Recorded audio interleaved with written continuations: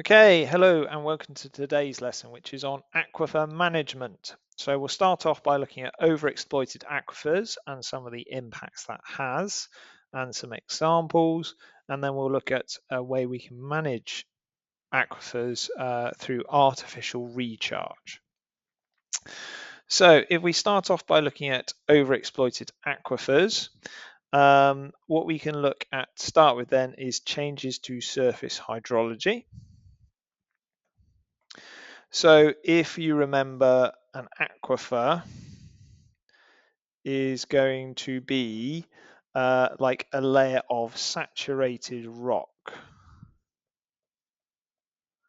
Okay, so the water percolates down through the rock until it reaches a saturated layer where it cannot go any further. So this is our aquifer. And what we find is a lot of things like lakes and rivers will be fed by the base flow provided by an aquifer.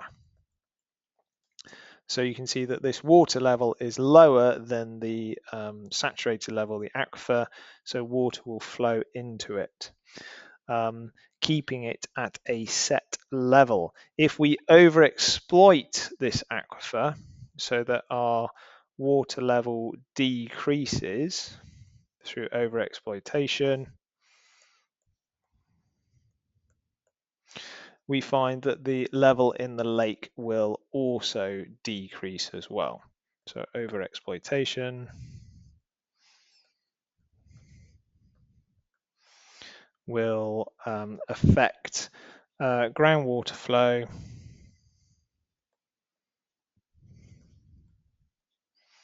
into wetlands, and this means they dry up. If we have drying up wetlands, then that's going to have ecological impacts. So if we have a lowered water table,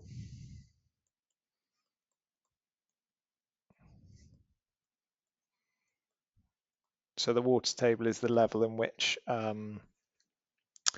you have saturation beneath, you're going to have drying out wetlands. So we have plants, aquatic plants will be outside their zone of tolerance, and semi-aquatic plants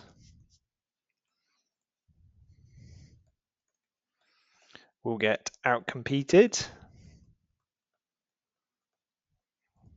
If you think back to when we did our earlier modules on that, and then our aquatic and semi-aquatic animals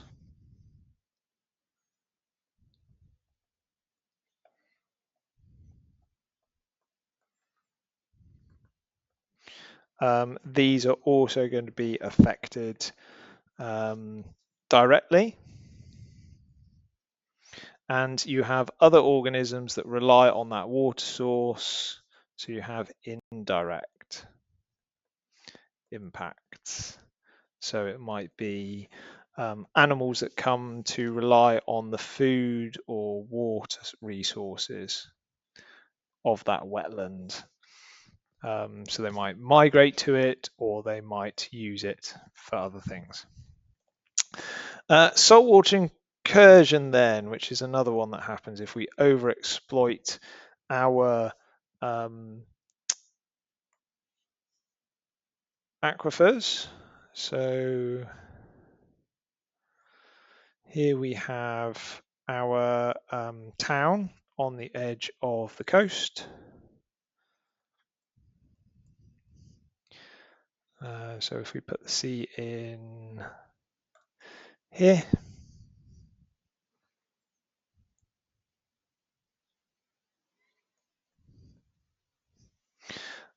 we have rain falling in an aquifer recharge zone, and the water percolates down through the rock and then flows through the rock towards the sea. You also have salt water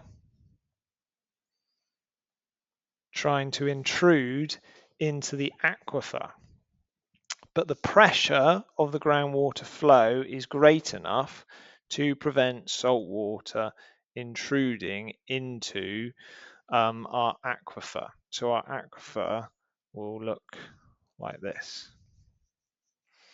What we find is under urban areas where we extract our aquifer water for domestic or industrial uses, we get what's called a cone of depression. So our aquifer actually sort of gets sucked down like that by the borehole.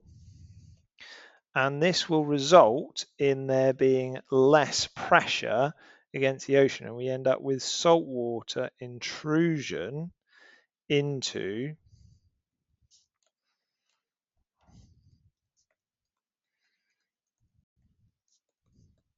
our aquifer.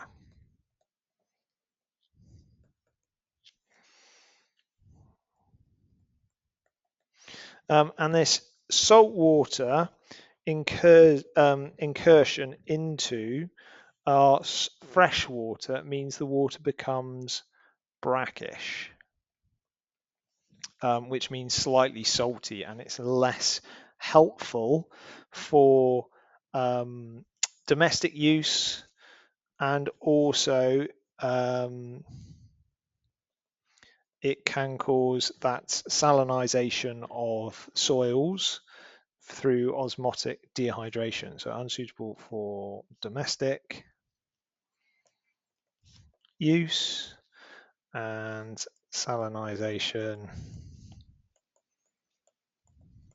of soils, which results in osmotic dehydration.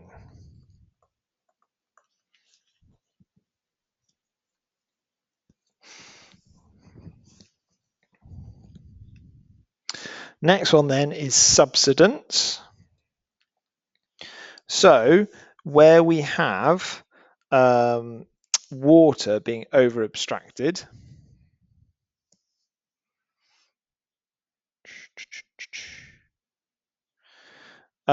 we would have in the past had a water level at about this height.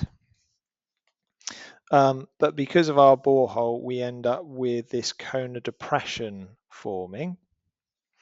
And this area here has void space that is no longer supported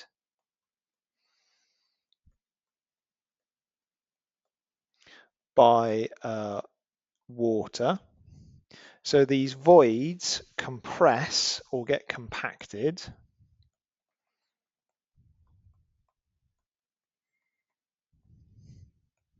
in this space here. So houses will start to crack as one half of the house subsides into areas that are no longer supported by the water underground in the aquifer. And the other problem with this is if we overexploit it, these voids, when they become compacted, do not allow water back in.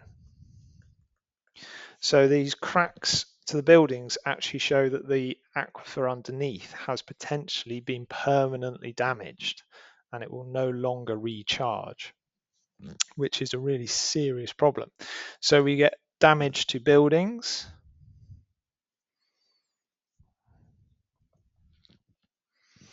roads, and pipelines. So sewer lines or water lines or gas lines or something like that can all be damaged by this sort of collapsing land underneath them. So they sort of press down under their own weight.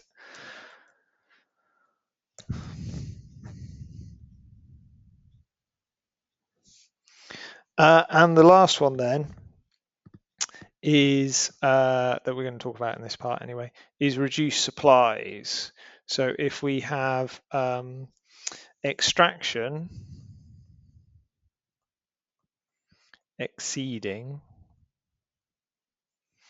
recharge, then we're going to have less volume available for human use. And this ultimately will not be sustainable.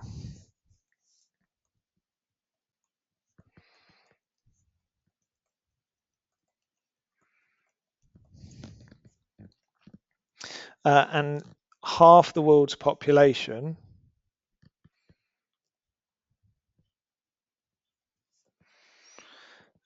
live in areas where there is overexploitation